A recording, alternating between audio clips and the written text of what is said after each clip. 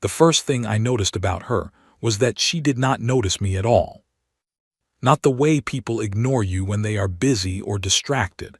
Not the way a soldier ignores a civilian. She walked past me the way someone walks past a vent in the wall. I was functional. I was background. I was, by every definition that mattered in the Veltheran collective, not quite real. I am Sergeant Dara Okonkwo, UN Interspecies Liaison Corps, 28 years old, 3 promotion cycles passed over, stationed aboard the Veltheran Orbital Embassy 9, which sounds impressive until you understand that Embassy 9 is the one they put the liaison officers they do not know what to do with. I was told that morning, 40 minutes before she arrived, that I was reassigned to escort duty. My commanding officer did not look at me when he said it. He looked at a point slightly above my left shoulder, which is what he always did when he was handing someone a task he considered beneath real work. "Princess Velsari," he said, 21 by Theran calendar, here for final pre-coronation diplomatic protocol. You will accompany her for the duration of her visit. Keep her comfortable. Keep her away from anything that might become an incident. Do not speak unless spoken to, and do not expect to be spoken to. How long is the visit? I asked. 6 days. 6 days of walking behind a princess who would not see me. 6 days of being furniture in a diplomatic room that smelled like ozone, and whatever biological compound the Theran invented when they were in a good mood, which apparently smelled like burnt copper to human noses. I said, "Yes, sir, because that is what you say." I want to explain what the Veltheran collective is, so you understand the size of the thing I was standing next to without understanding. I was standing next to it. The collective controls 60% of all known hyperspace transit corridors. Every cargo lane, every diplomatic passage, every emergency evacuation route that humanity has negotiated access to in 40 years of careful, humiliating, small-footed diplomacy. It runs through Veltheran space. They do not need us. They tolerate us. There is a word in their language for what humans are: ambient fauna with demonstrated tool use. It appears in their official xenological registry. It is not an insult. That is somehow worse. It is a classification, like how you might note that pigeons have learned to use crosswalk signals. Their society runs on resonance hierarchy. Biological, literal. Every Theran emits a frequency from a gland cluster behind their jaw. You cannot hear it with human ears, but you can feel it if the emitter is strong enough. A low-caste Theran feels like mild pressure behind your eyes. A high-caste lord feels like your back teeth are trying to escape your skull. The frequency determines everything: rank, profession, marriage, who you are allowed to speak to, walk near, or acknowledge. Humans have no frequency. We are flatliners, silent in every register they consider meaningful. We do not ping on their social awareness the way a rock does not ping on a radar system. Princess Velsari walked into the bay at exactly the scheduled hour. She was tall by Theran standards, which made her extraordinary by human ones. Her caste markings ran from her jaw down her throat in deep blue-silver lines, not ink, not dye, but something biological and permanent that pulsed faintly when she moved. Her attendants moved around her in the specific formation that indicated high ceremonial rank. 2 ahead, 3 behind, 1 on each flank, all of them resonating in a coordinated frequency that made my ears ring for the first 5 seconds and then, mercifully, went subaudible. She walked past me at a distance of roughly 4 feet. She did not blink in my direction. I fell into step at the escort position, 3 paces behind, 2 to the left, which is the human liaison position in Theran diplomatic movement protocol, a position chosen specifically because it places a human outside every Theran's natural peripheral awareness field. And I thought, 6 days. Not my problem. Not my goat. Do the job, Dara. Go home. Try for the promotion again in 6 months. I had a script for the first meeting. Standard diplomatic language in both Theran primary and Earth standard. I never used it. She did not open a channel for it. She moved through the wing with the specific stillness of someone who has been doing a thing for so long that doing it has become indistinguishable from not doing anything at all. Every gesture was measured. Every pause was placed. She stopped at each greeting station and let the assembled dignitaries resonate at her, and she received their frequencies with her jaw slightly raised, which in Theran body language means acknowledgement without warmth. I watched all of this and thought, she is very good at being exactly what she is supposed to be. I did not think that was a compliment. At hour 3, she stopped in the middle of the transit corridor that connects the diplomatic wing to the residential suites. No warning, no gesture. She simply stopped, and her attendants reorganized around the stop like water around a stone, and I nearly walked into the back of the nearest one. She was looking at the viewport. Space, just space. The curve of the station's outer hull, and beyond that the dark and the scatter of stars and the blue-green hang of Earth below us, pulling light the way it always does, like it cannot help being looked at. She stood there for 43 seconds. I counted because I did not know what else to do. Then she said something. Not to her attendants, not into a comm, not in Theran primary or any dialect I had clearance to translate. She said it in English, halting and careful and slightly wrong in the way that a person is slightly wrong when they have learned a language from recordings rather than from people. Do humans fear becoming what they are? I did not answer. Not because the question frightened me, although it did, in the specific way that questions do when they land somewhere you did not know was hollow. I did not answer because she was not looking at me. She was looking at Earth. And I was not entirely sure in that moment whether she was asking me or the planet. Her attendants began moving again. She moved with them. The corridor filled back up with the faint copper smell of Theran ease and the low hum of their combined resonance, and I fell back into my escort position, 3 paces behind, 2 to the left, and I thought about the question for the rest of the evening. I thought about it while I ate. I thought about it while I filed my daily report, which contained the notation, "Principal is compliant with schedule. No incidents." I thought about it when I lay in my bunk and stared at the metal above me, which was the same gray it had always been and would, presumably, continue to be gray for however long this station existed. Do humans fear becoming what they are? I did not sleep well. I want to tell you that I had some insight that night, some clear-eyed understanding of what the question meant, or what the next 6 days would cost, or what a 21-year-old princess standing at a viewport asking questions at a planet she had never touched was actually asking. I did not. I was a sergeant who had been passed over for promotion 3 times, lying in a bunk on a station that smelled like burnt copper, trying to remember why I had signed up for the liaison corps in the first place. I remembered. I had signed up because someone had to. Not a noble reason, not a Storie reason, just the particular stubbornness of a person who looks at a thing that needs doing and cannot walk away from it, even when walking away would be cleaner and smarter and significantly better for her career. I had not become what I was supposed to become. I had become what I stayed for. Outside the viewport at the end of my corridor, Earth turned slowly in the dark, pulling light, blue and green, and entirely unimpressed with its own beauty. I closed my eyes. Day 1 of 6. The incident started at 7:20 hours on the second day, which is too early for anything that matters, and yet here we were. I was in position outside the princess's residential suite when I felt the first wave. It was not sound.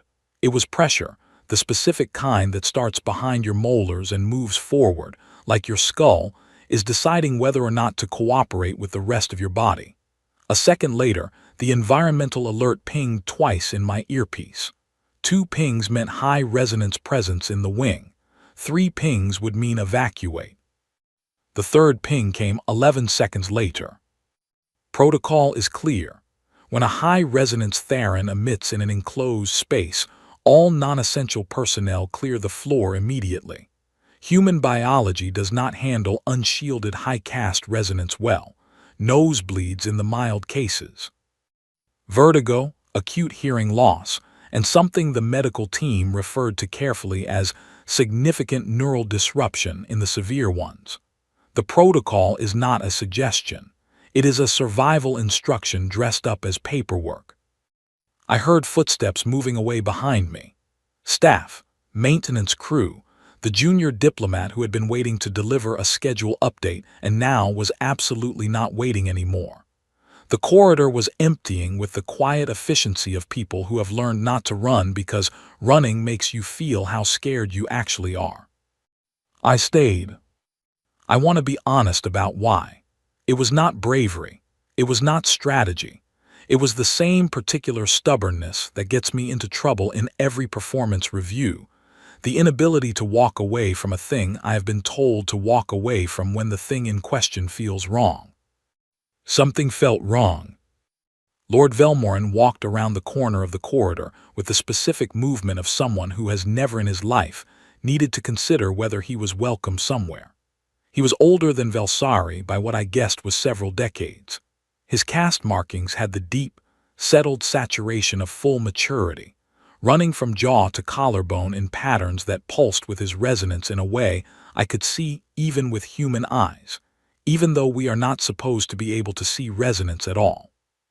His attendants moved with the tight formation of high military caste, their combined frequency hitting me like standing too close to a speaker stack at a concert.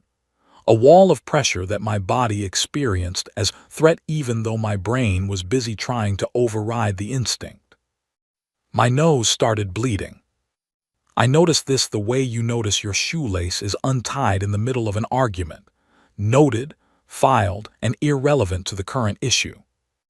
Velmorin stopped. He looked at me. This was, I would later learn, the first time in 14 years of service that a Veltharan High Lord had directed deliberate visual attention at a human liaison officer without being formally prompted to do so. The xenological significance of this moment was apparently quite substantial. At the time, I experienced it as something closer to being looked at by a geological formation that had decided to have opinions. He spoke. His translator, a small device embedded behind his ear, rendered it into flat, accented English. You were told to clear. Yes, I said. You did not clear. No, I said. He looked at me for a long moment with the expression of someone who has encountered a filing error they cannot quite categorize. Then he looked past me at the door behind me, at Velsari's suite, and his expression shifted into something that had no English translation I could name but which felt, in my gut, like a door closing. He said something in Theran primary. His translator did not render it. That meant it was either too high caste for the universal translator's diplomatic filter, or he had turned the device off deliberately. He walked forward. I did not move. This was the moment I should describe as dramatic or calculated. It was neither. I was standing in the only spot I had been standing in for the last 40 minutes, and I had not been given any instruction that made me want to stand somewhere else. And Lord Velmorin was walking toward a door behind me that belonged to a 21-year-old girl who had asked a question at a planet the night before like she was already saying goodbye to something. He stopped 2 feet from me. The resonance at this distance was personal. It was not a speaker stack anymore. It was more like someone had replaced the air with something that had weight and preference and was very specifically not interested in human comfort. My vision went slightly gray at the edges. I felt my heartbeat in my back teeth. He said in English, slow and deliberate, "Move." I said, "The princess's schedule does not indicate an unannounced visit at this hour, sir. If you could provide your access clearance to the duty log, I can confirm your appointment and step aside immediately." Silence. The kind of silence that has its own resonance. He looked at me the way you look at something that has just done a trick you did not know it could do. Not impressed, not angry, recalibrating. Then from behind the door, from inside the suite, I heard movement, and then the door opened. Velsari stood in the frame. She was in what I had come to understand were her less formal robes, still more structured than anything a human would consider casual, but the caste markings visible at her throat were dim, muted, like she had been trying very hard to be as small a frequency as possible. She looked at Velmorin. Something in her went very still. That kind of stillness, the one I had noticed yesterday. The kind that prey uses. Velmorin spoke to her in Theran primary. Long, low, the translator rendered fragments, ceremony, obligation, resonance compatibility, and a word that kept recurring that my translator flagged as approximately, finality. She answered in 3 words. The translator gave me, I understand, yes. He left. His attendants moved with him back around the corridor like a tide going out, and with them went the worst of the pressure. And I stood in the corridor and swallowed twice, and decided that the nosebleed was something I would deal with after my hands stopped feeling like they belonged to someone else. Velsari had not moved from the doorway. She was looking at me. Not past me, not in my general direction. At me. With the specific, deliberate attention of someone who has decided that a thing which was previously background has just reclassified itself into something worth looking at directly. I had never, in 14 months aboard this station, been looked at by a Theran like that. It was more disorienting than the resonance. She said, "Why did you stay?" "It's my job," I said. She was quiet for a moment. Then, "Your protocol said to clear the floor." "Yes." "So it was not your job." I did not have a clean answer for that. I stood there with a nosebleed and a slightly gray field of vision, and no good explanation for why I had planted my feet on a floor I had been told to leave. And she waited in the doorway with all of that careful stillness, looking at me like she was reading something. "I stayed anyway," I said finally. "Sometimes that's the same as the job." She said nothing. She looked at me for another 3 seconds long, by any social standard, and then stepped back and let the door close between us. I stood in the empty corridor. I dealt with the nosebleed. I filed a report that said, Lord Velmorin conducted an unscheduled approach to the principal's suite at 7:31 hours. Access was not granted. No incident escalation. I did not write. The princess looked at me like I had just done something that confused and mattered to her in equal measure, and I have not stopped thinking about it since. I am a professional. That night, I sat on my bunk and stared at the gray ceiling and thought about the specific way her eyes had stayed on my face. Not like furniture, not like ambient fauna, like something that had made a choice and she was trying to understand why. I have been trying to advance in this corps for 3 years. I have written careful reports and followed clean protocols and stayed in my lane and done everything exactly right, and it has produced, in total, nothing. I stayed on a floor I was not supposed to stay on, and a Theran princess looked at me for the first time in the history of my posting here. I did not know what to do with that. I went to sleep anyway. Day 2 of 6. On the 3rd day, she manufactured a reason to be near me for 4 hours. I want to be clear. I knew what she was doing.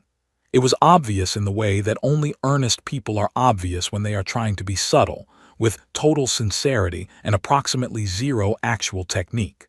First, there was a translator error that required her to request the liaison officer's direct assistance, which was me. Then there was a scheduling conflict that needed a human liaison's written confirmation, which was also me.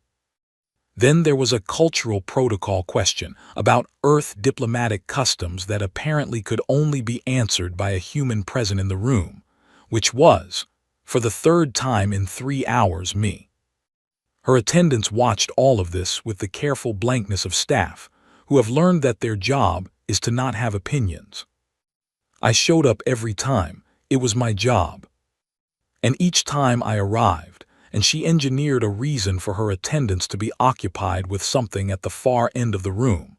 And she asked me a question that had nothing to do with scheduling or translation or diplomatic custom. The first time, what do humans do when a choice is made for them before they are old enough to choose? I said, it depends on the person. She waited. In that particular way, she had completely still, genuinely waiting, as though she had all of time available and was entirely comfortable using it. Some accept it, I said. Some spend their whole lives accepting it. Some fight it and lose. Some fight it and win and spend the rest of their lives wondering what winning actually cost them. And you, she asked. I'm still in the middle, I said. The second time, later that afternoon, she dismissed her attendants entirely for a 10-minute window that she described as a rest period. She sat at the viewport, the same viewport where she had stood 2 days ago, and I stood at my post, and she looked at the stars and said, "In our science, humans are described as biologically unstable. Your neural pathways reform. Your hormonal systems shift. Your emotional baseline changes with age and circumstance and choice. Is that correct?" "More or less," I said. "The word we use for this is HFY," she said. "Translated most accurately, beautiful instability, chosen disorder." I said, "That doesn't sound like a compliment." "It is not," she said. "In our medical registry it is a pathology, a failure of fixed resonance, a system that cannot settle into its correct frequency." She paused. The stars outside the viewport did not move, obviously, but the station's slow rotation made it look like they were drifting, like everything was in the process of going somewhere. "Our scientists pity you for it." I looked at her profile against the viewport. The cast markings at her throat pulsed slowly. Dim, the way they had been dim in the doorway that morning, like she was deliberately keeping herself small. "Do you?" I asked. She did not answer that one. The third time, toward evening, she asked me to tell her something true about myself, not diplomatic, not professional, something the person Dara Okonkwo had actually lived through. I almost said, "That's not appropriate." I almost said, "I'm the escort officer, not the subject of conversation." I almost retreated into the clean, safe space of my role, where I knew the rules and the rules kept me from having to actually answer for anything. Instead, I said, "When I was 15, I was absolutely certain I was going to be a marine biologist." She blinked. It was the most visibly surprised I had seen her. "A scientist of ocean life." "Of ocean life," I confirmed. I had a plan. I had a 5-year plan and a 10-year plan. I had a college picked out. I was going to study bioluminescent organisms in deep water environments, and I had already decided on the exact dissertation topic, and I was 15 years old and I had decided all of it. "What happened?" she asked. "I grew up," I said. "Not in a sad way, I just changed." The marine biology plan was made by a 15-year-old who had never left Lagos and had only seen the deep ocean in documentaries and thought certainty was the same thing as a future. By the time I was 19, I wanted different things. By 23, I wanted different things again. The liaison corps was not in any of the plans. I stopped, looked at her. She was looking at me the way she had looked at me in the doorway, that reading look. Like there was text in the room that only she could see. "You do not mourn the marine biologist?" she asked. "She was me," I said. "I don't mourn being me at 15. I just moved on from it. She's in there somewhere. She's why I still read about bioluminescent organisms when I have nothing better to do, but she's not the whole thing." Velsari turned back to the viewport. A long silence sat between us, not uncomfortable, just honest.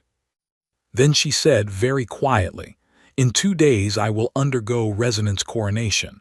My frequency will be encoded. What I am at this age will become the permanent signal, the biological record of who I am allowed to be." She paused. "Our scientists would call this optimal stability." I looked at her profile, the dim pulse of the markings at her throat. "What would you call it?" I asked. She was quiet for a long time. Dying, she said, without the courtesy of dying. It landed in the room like something physical. I did not fill the space around it. I let it sit there the way she had let all of her silences sit, fully, honestly, taking up exactly the space they needed. Outside the viewport, the stars drifted in the slow arc of the station's rotation, always moving, always in the middle of going somewhere. I thought about the 15-year-old with the 5-year plan. I thought about the marine biologist who became a sergeant, who became the liaison officer nobody had strong feelings about assigning anywhere important. I thought about all the things I had been and was still carrying forward. I said, Velsari. She looked at me. You asked me on the first night whether humans fear becoming what they are. Yes, she said. I think the honest answer is that we never fully become one thing, I said. So there's nothing fixed to be afraid of. The fear comes and goes with us, changes shape, becomes something else. She looked at me for a long time. Kethval, she said softly. If that's the word, I said. She turned back to the stars. I went back to my post. Her attendants returned at the end of the rest period, and the room rearranged itself around her again, and she became, once more, the princess, precise and measured and performing every gesture at the exact correct calibration. But at the door, just before I left for the evening, she stopped. Without turning, she said, Your word for Kethval is freedom. I said nothing. She walked inside. Day 3 of 6. The night before the resonance coronation, I was standing post outside her suite at 300 hours when the door opened. She was not in coronation robes. That was the first thing I noticed. The coronation was less than 7 hours away. Every diplomatic detail on the station had been in preparation for it since the previous afternoon. The resonance chamber was calibrated. The witness frequencies were arranged. The encoded lock sequence was loaded and waiting for a willing biological signal. The ceremony required one thing above all others: the princess, in full ceremonial regalia, entering the chamber with her frequency open and willing.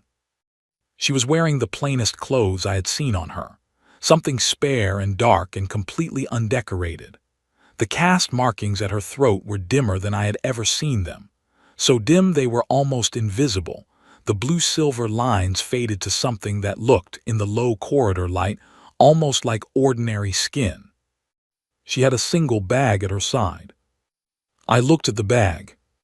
I looked at her. She said, I need you to understand something before I tell you what I am going to do. I said, Go ahead. What I am about to do will change things for your people, she said. Her English was better than it had been 3 days ago, cleaner at the edges, like she had been practicing specifically for this conversation. Not in a small way, in a way that will require your people to fight for things they currently receive by tolerance. I said nothing. I waited, the way she had always waited for me. Under Veltheran compact law, she said, a resonance coronation requires willing biological participation from the subject.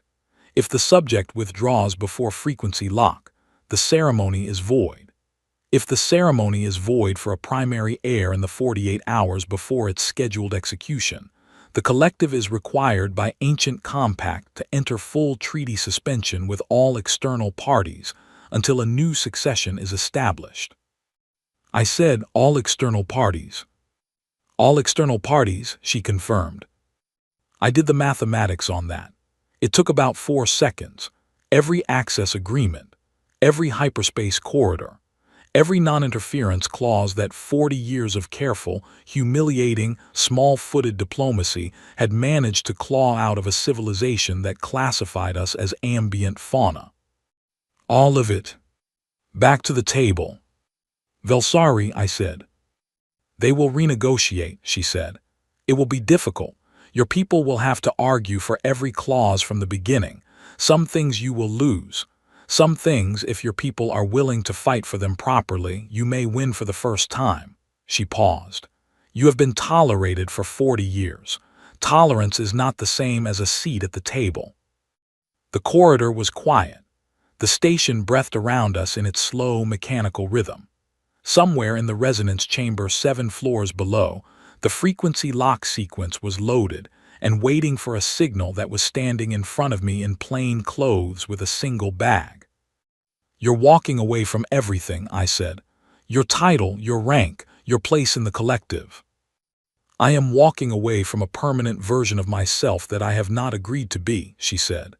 "I would rather be Keth Val. I would rather change, even if changing is hard. Even if I become people I do not yet know how to be." She looked at me steadily. "Your 15-year-old self would not recognize you." "No," I said. "And you do not mourn her." "No," I said. "I want that," she said. It was the simplest and most complete sentence she had ever said to me. Just those 3 words, without any of the careful Theron precision wrapped around them. Just a person saying the thing they wanted. I want to be the kind of being who does not know yet what she will become. I want all of the versions I have not lived yet. I stood in the corridor at 300 hours and felt the weight of what she was asking me to do. Not as a diplomat, not as a liaison officer. She was not asking me for official assistance. She was not asking me for anything that my role covered or my orders permitted. She was telling me what she was doing, and she was doing it in front of me. And if I stepped aside, she would walk down this corridor and through the station and into a process that would shake every foundation of human-Theron relations and require Earth to fight properly, for the first time, for a place it had only ever been allowed to occupy by someone else's permission. I thought about the 3 promotion letters that had not come. I thought about a floor I was told to clear. I thought about the particular stubbornness of a person who looks at a thing that needs doing and cannot walk away from it. "If I help you," I said, "I lose my position, possibly my commission, definitely any chance at the promotion." She looked at me. "You stayed on the floor," she said. "I did," I said. "You did not stay because it was the job," she said. "No," I said. "Then why?" The corridor hummed quietly around us. I thought about the right answer. I thought about the diplomatic answer and the career-safe answer, and the answer that would not complicate the next 12 months of my professional life. "Because someone had to," I said. "Because the thing needed doing and I was already standing there and walking away felt wrong." She waited. "This also feels wrong," I said. "Walking away from this, letting you go down this corridor alone." I looked at her, at the dim markings, at the plain clothes, at a 21-year-old girl who was choosing to be many future people instead of one permanent one. "I'm not doing this for Earth. I'm not doing this because it's my job. I want to be clear about that." "I know," she said. "I'm doing it because it's the thing that needs doing, and I'm already standing here." She looked at me for a long moment. Then something in her expression shifted, not a smile exactly, but something adjacent to it, something warm and private and entirely hers. "Walk fast," I told her. She walked. I fell into step beside her. Not 3 paces behind, not 2 to the left. Day 4 of 6, the last day of counting. 5 years. I am sitting in a chair in a room that is more formal than anything I have been comfortable in, since approximately the day I decided that formal was a performance I could skip. The room is the UN Theron Joint Renegotiation Tribunal chamber on the Geneva station. It is large in the specific way that rooms are large when the people who built them wanted you to feel the size of what was being discussed inside them. I have been waiting to give testimony for 40 minutes. This is deliberate. Everything about this tribunal is deliberate. The waiting, the room, the 3 members of the panel who are looking at me now with the measured expressions of people who have spent 5 years disentangling a diplomatic crisis and have arrived, finally, at the point where they need to hear it from me. The senior panelist, a woman named Helen Carr, UK Diplomatic Corps, 22 years of service, the kind of composed that goes all the way down, opens the session by stating the date and case number and then looks at me and says, "Sergeant Okonkwo, please describe in your own words the events of the fourth night of Princess Velsari's visit to Embassy 9. I describe it. Not all of it, the parts of it that are mine to give. The corridor, the 300 hours, the plain clothes and the single bag and the conversation that ended with walk fast. Helen Carr listens without expression. The panelist to her left, a younger man named Owen Bradshaw, Diplomatic Law Division, takes notes.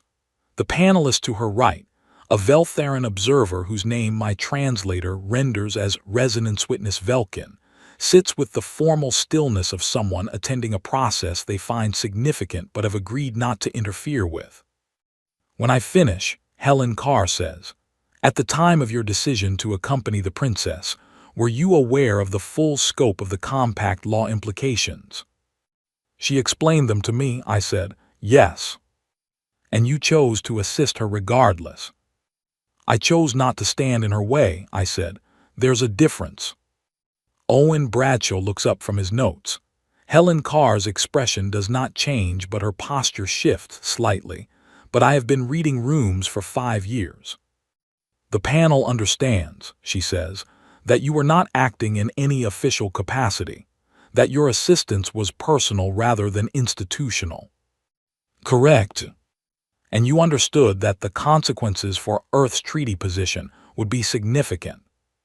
"She told me it would require Earth to fight for its seat at the table," I said, "properly, for the first time." "And that did not dissuade you." I think about how to answer that, about the 40-minute wait in this large room, about the 5 years of renegotiation that have been brutal and complicated and have produced, in total, a treaty structure that is nothing like what we had before. Some things we lost. Some things, for the first time in 40 years of human-Theran relations, we actually won. Not because someone allowed us to, because we argued, loudly, with evidence, from a position of legal standing that had never previously existed because the compact law suspension had, for the first time, forced the collective to treat us as a party rather than a pet arrangement. Earth has a seat at the table now. We are not ambient fauna. We are not a filing error. We are, officially, legally, in the Veltharan Compact Registry, a recognized party with documented standing and 23 individually negotiated treaty clauses, 6 of which we drafted ourselves. We are flatliners who stayed on the floor. It did not dissuade me, I tell Helen Carr. Owen Bradshaw asks, "Did you, at the time, have any personal relationship with the princess that might have influenced your decision beyond professional assessment?" I think about the viewport, the stars drifting in the station's rotation, a girl asking a planet a question she had already answered in herself. I think about Keth Val. I think about the 15-year-old marine biologist who became, eventually, me. "She looked at me," I said. Owen Bradshaw waits. Not past me, not through me, at me. When she arrived at Embassy 9, I was background, I was protocol furniture. By the second day, she was looking at me the way you look at something that has reclassified itself into something worth seeing. I look at Helen Carr. In 400 years of documented human-Theran contact, we had not been looked at like that. I do not mean me personally, I mean us. I pause. She chose to see us before she chose anything else. The tribunal room is very quiet. Velkin, the Theran observer, shifts slightly. If I am reading the body language correctly across species lines, and after 5 years I am significantly better at it than I used to be, it is the shift of someone who recognizes the truth of something. Helen Carr says, "The panel has one final question, Sergeant Okonkwo. In your assessment, and we acknowledge this goes beyond the technical scope of your testimony, do you believe Princess Velsari's choice and your participation in it served humanity's interests?" I consider giving the diplomatic answer, the measured, professional answer that covers its own back and concludes in ambiguity. "She told me," I said instead, "that we had been tolerated long enough, That tolerance is not the same as a seat at the table. I look at the panelist calmly. She was not wrong. Helen Carr nods. The session continues for another hour. I answer what I am asked. I stay in my lane mostly, except for the moments when my lane runs into a truth that deserves the full room. After it is done, I walk out of the tribunal chamber into the corridor. The Geneva station is bright and wide and smells like recycled air and coffee from the commissary 3 levels down. It smells like everywhere I have ever worked. At the far end of the corridor, sitting on a bench outside the public gallery, is Velsari. She is wearing plain clothes. The caste markings at her throat are dim, permanently dim now. Since the coronation was never performed and her frequency never locked, she carries them the way she carries everything, as something that is hers without being her definition. She does not hold a title. She holds a permanent residency permit for Earth, issued after 18 months of bureaucratic argument during the renegotiation period. She lives in Edinburgh now. She has taken 3 courses at the university there, philosophy, marine biology, and one she described to me as the history of human people who decided to be different things than they were told to be. She is, by her own description, currently 3 different people from who she was at 21. She finds this wonderful. She looks up when she hears me coming. That look still there, the one that sees. How was it, she asks. They wanted facts, I said, sitting beside her. I gave them facts. And inside the facts. The story, I said. She nods. Outside the window at the end of the corridor, you can see the curve of Earth. It is always doing that, pulling light, blue and green, entirely unimpressed with its own beauty. She looks at it the way she has looked at it since the first night, not like someone who has never touched it. Like someone who chose it. Dara, she says. Yeah. The marine biology course has a unit on bioluminescent organisms, she says, in deep water environments. I look at her. The professor says the best ones are still being discovered, she says. New species, every year. Things that existed all along in the dark and just had not been found yet. I think about a 15-year-old with a 5-year plan. I think about all the versions of myself I have been and carried forward. I think about a corridor at 300 hours and a girl in plain clothes with one bag. You would be a terrible marine biologist, I tell her. She smiles. It is the realest expression I have seen on her face in 5 years. No calibration, no measurement, just a person being pleased. Probably, she says. I intend to find out. Earth turns outside the window, pulling light. We sit with it. We have both been many things already. We have no idea yet what we will become. That is, for both of us, the whole point.